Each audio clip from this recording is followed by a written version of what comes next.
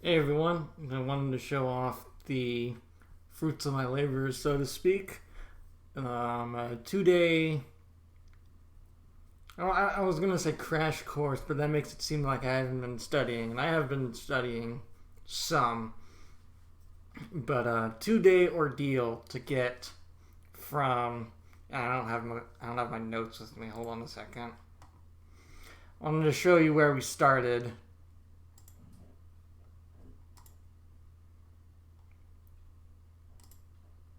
Here we go.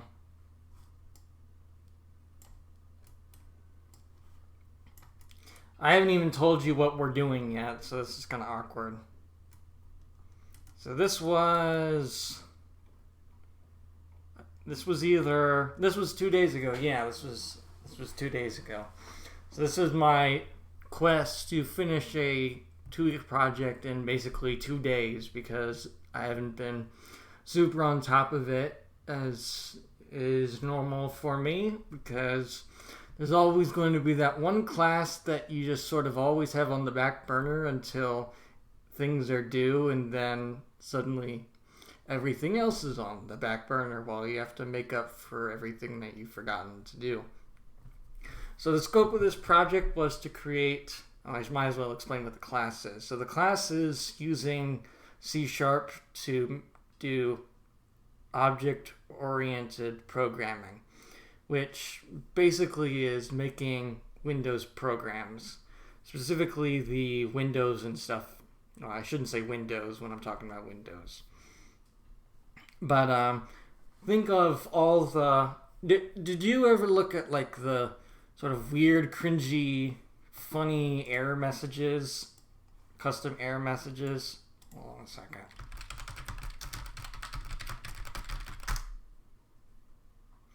You have not spent enough time on YouTube or whatever if you haven't gone down and looked at all this stuff. And especially if you haven't listened to this masterpiece right here. Make sure my speakers are on.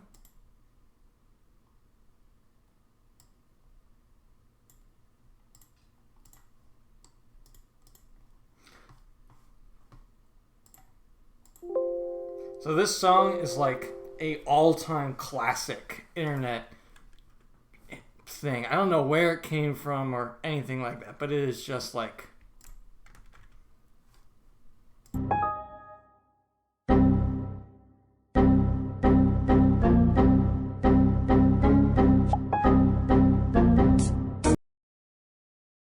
and it keeps going like that, obviously for 5 minutes.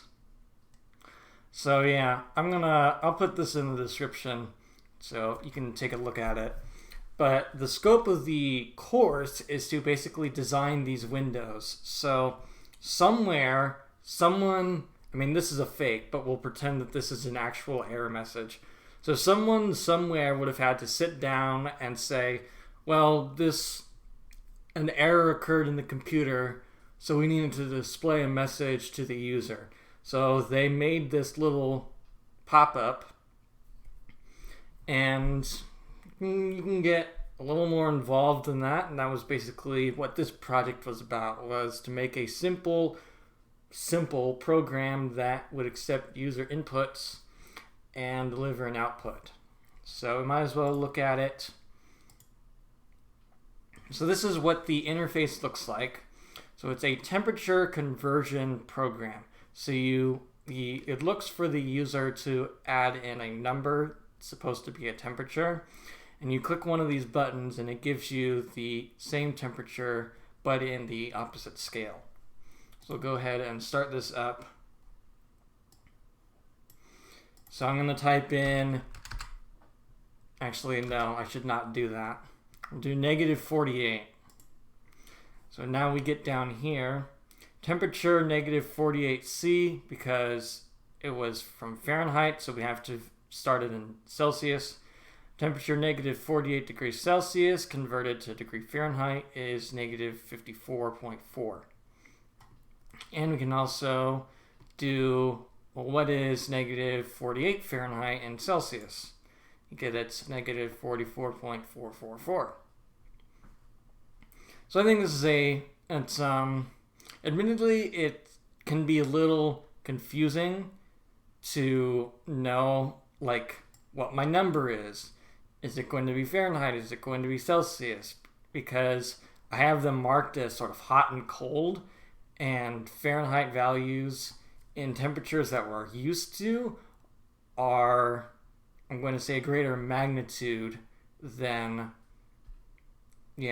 they're going to be higher than the Celsius. So when someone says, oh, it's 20 degrees out, well, it depends. If it's 20 degrees out Fahrenheit, it's freezing.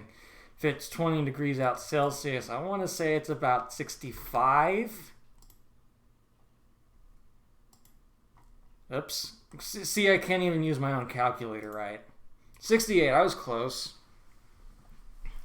So yeah, us Americans, it's hard to think in Celsius. So that's why I made this program. Oh, also I made this program because I was told to. It was part of the, this was the assignment. And, it seems pretty straightforward. If you have done some amount of coding, you've probably encountered a problem that just came down to some basic math. So the formula to convert from Fahrenheit to Celsius is not very hard. It can be annoying to memorize because it is not the same formula to go from one to the other. The formula from Fahrenheit to Celsius is not the same formula as Celsius to Fahrenheit. And obviously that's true for any unit conversion, but if you're converting from, say, kilometers to miles. I did cross country a long time ago, so I know that 3 kilometers is about 1.86 miles, 3K. So you can use that as a rough conversion, that 3 kilometers is 1.86 miles. Now, the conversion backwards, you have to reverse the numbers and all that. This doesn't work with Celsius to Fahrenheit, so it makes it a slightly more involved, but still pretty easy math portion. Of course, that's just the math portion. You have to get everything else right.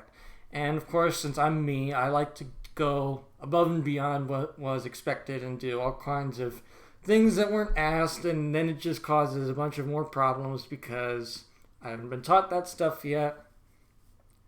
It's fun to go to class after not having done the reading and ask questions that weren't in the reading that are like beyond the scope of the reading.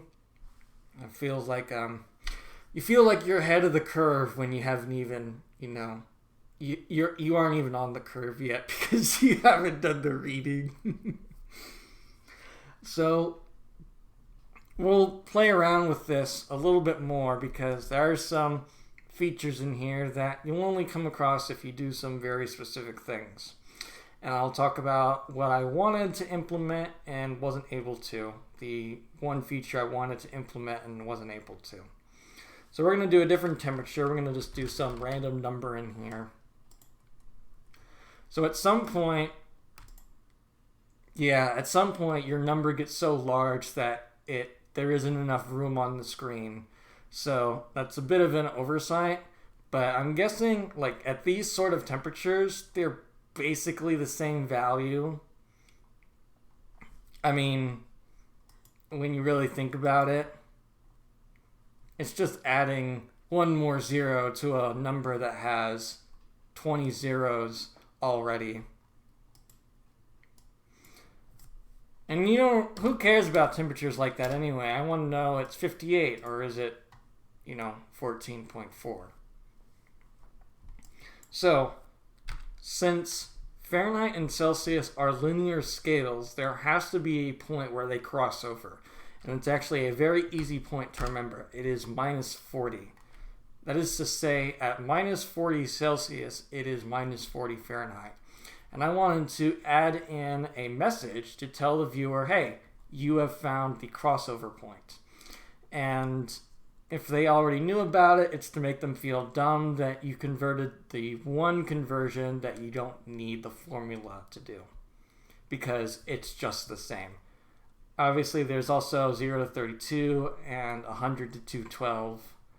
But negative 40 it's in there too. So you may have noticed that the thermometer goes away. I have a diagnostics label in here that didn't end up getting much use because I wanted to try and look over the user inputs and be as forgiving as possible. So you can see here, omit any units. I wanted the user to be able to add like -40C because, you know, if you've done any amount of science, then go units, you need your units. So just out of habit, you put a C. Well, I wanted it to be forgiving and still be able to do the conversion even with the C in there. And, you know, I probably could figure it out in a few hours because my project's all complete. I can now do the polishing up. And I just don't feel like it because I have worked on this for 2 days and I don't want to look at it again. So, oops, your input was invalid. Try removing letters or special characters.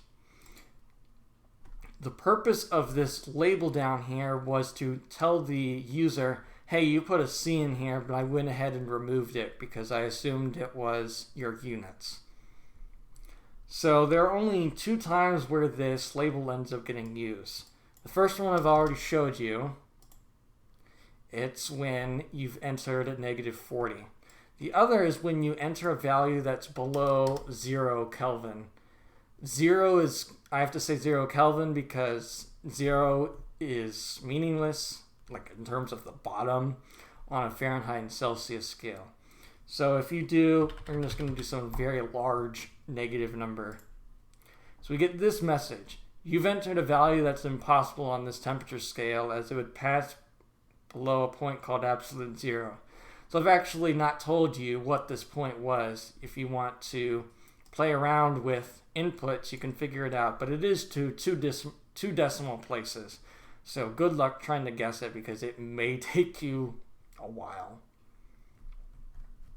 Actually, that's a good question. How long would it take someone to zero in? How fast can you write a program to zero in on what the crossover point is? That'd actually be interesting. But I'll leave that sort of. All my interesting ideas never get worked upon, so that will just go into the bin with the rest of my interesting ideas.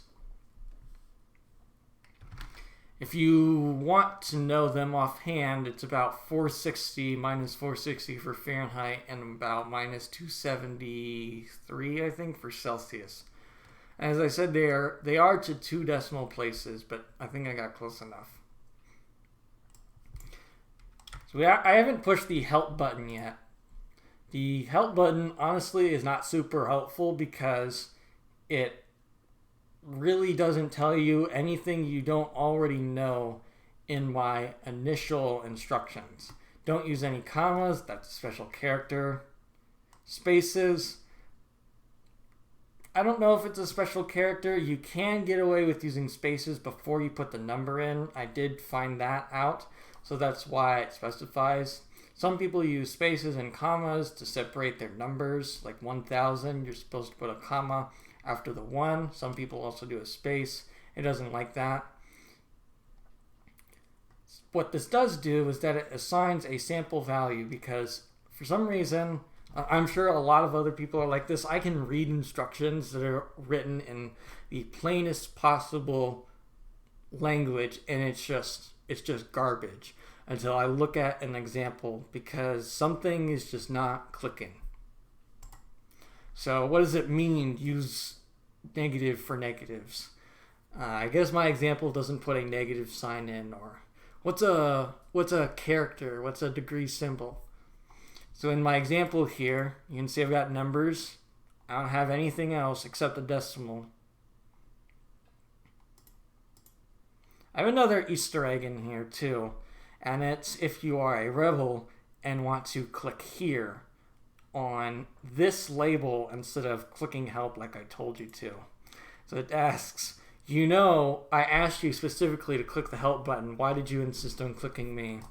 And it actually assigns a different value than the 49.04 that the help button gives you. So I'm going to push the clear button. That removes this value it returns this to its sample value, and you may have noticed that it restores the thermometer.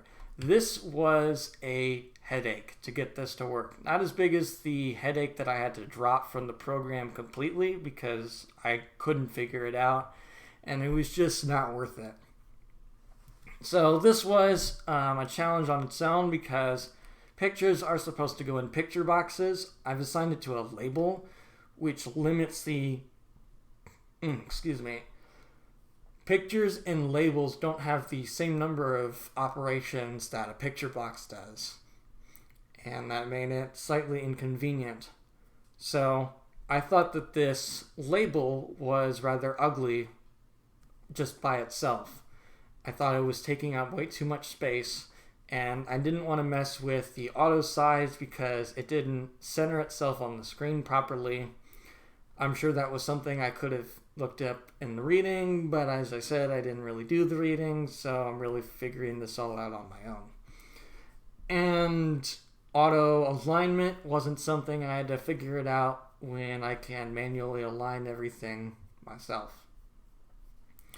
So what this does is that it assigns a null image, assigns nothing to the image when text is getting ready to be placed into here. And then when I push clear and make that text go away, it replaces the image. So this was a challenge. Still not as big of a challenge as this one. My original plan for this user input was that there was sample text in here that said insert your value here or something, and it was in this light gray color like this one. You have probably experienced this at some point where there's a field that you enter on a website where it asks you to fill in numbers, and there's already some text in there to remind you what goes there. And when you go to click on it, that existing text doesn't go away, and suddenly you've added 1, 2, 3 to a bunch of other text. That was basically the issue I was having, and I couldn't get it straightened out. So if you ever encounter that issue on a website, know that at least in here in C#, it's not the simplest solution. It doesn't have the simplest solution. So just I know it's hard, but try and give them a break because they're probably underpaid and is underslept a word? Fine, underslept. Is this a word? Oh, duh, sleep deprived. That's the word I want. They're probably underpaid and sleep deprived. So just relax and we'll all be good. And I think that's about all there is to show you. I can walk through the code, but I really don't understand it fully myself. I've just sort of been regurgitating it, the stuff I know that works. So I hope you enjoyed my 20-minute video about a program that you can just use Google to do. And yeah, we'll see you guys later.